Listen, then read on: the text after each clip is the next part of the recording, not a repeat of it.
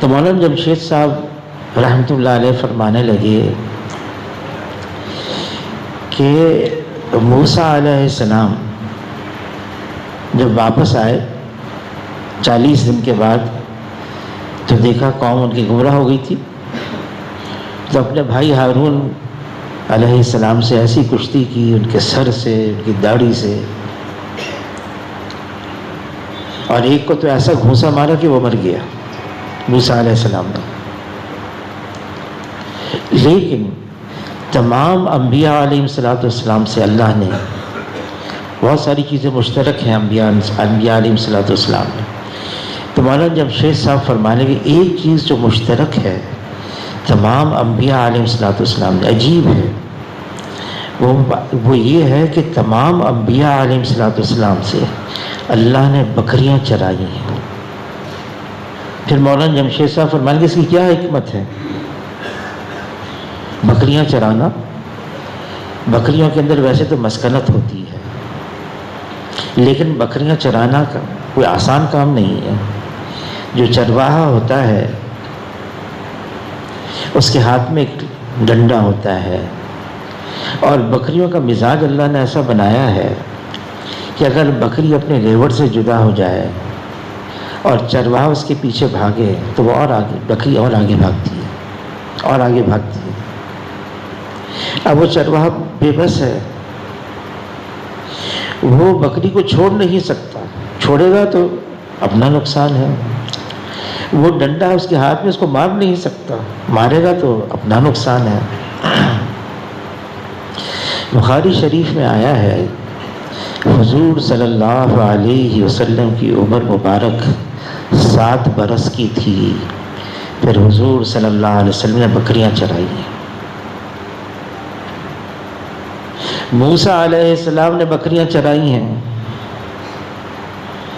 اور شعیب علیہ السلام کی بکریاں چرا رہے ہیں۔ بکریاں چراتے چراتے ایک بکری ریوڑ سے جدا ہو گئی، موسیٰ علیہ السلام کو آ گیا غصہ،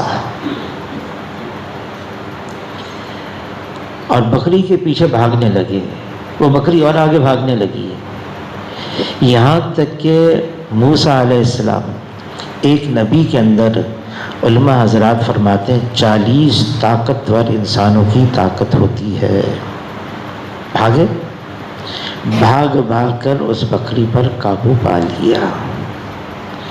تو موسیٰ علیہ السلام نے دیکھا وہ بکری ہانپ رہی ہے، کانپ رہی ہے، پیٹ اندر باہر، اس کو دیکھتے ہی موسیٰ علیہ السلام کا غصہ ٹھنڈا ہو گیا، ہائے میں نے تجھے تھکا دیا،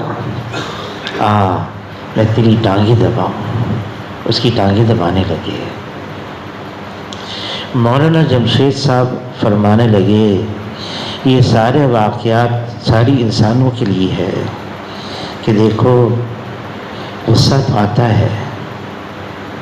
امام شافعی رحمۃ اللہ علیہ فرماتے ہیں یہ انسان کی فطرت میں رکھا ہوا ہے، اگر غصے کے موقع پر غصہ نہ آئے تو امام شافعی فرماتے ہیں وہ تو گدھا ہے۔ اور ڈائیوڈ میں ایک بزرگ تھے بھائی غلام مصطفیٰ صاحب، مرحوم انتقال ہو گیا، فرمانے لگے اگر غصہ بھی آئے اور غصے کو قابو نہ کرے وہ تو گدھے کا باپ ہے۔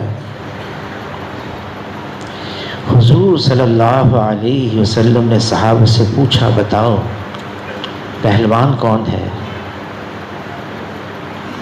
تو عرض کیا اللہ کے رسول جو ہر ایک کو پچھاڑ دے، کوئی اس کو پچھاڑ نہ سکے۔ فرمایا نہیں، پہلوان وہ ہے جو غصے کے عالم میں، غصے کی حالت میں اپنے غصے کو قابو کر لیا، یہ پہلوان ہے۔ اللہ تعالیٰ نے ان لوگوں کی تعریف بیان کی ہے والکاظمین الغیظ، غصے کو پینے والے ہیں، وعافین عن الناس، لوگوں کو معاف کرنے والے ہیں اور احسان کرنے والے ہیں، اللہ ان کو پسند کرتے ہیں۔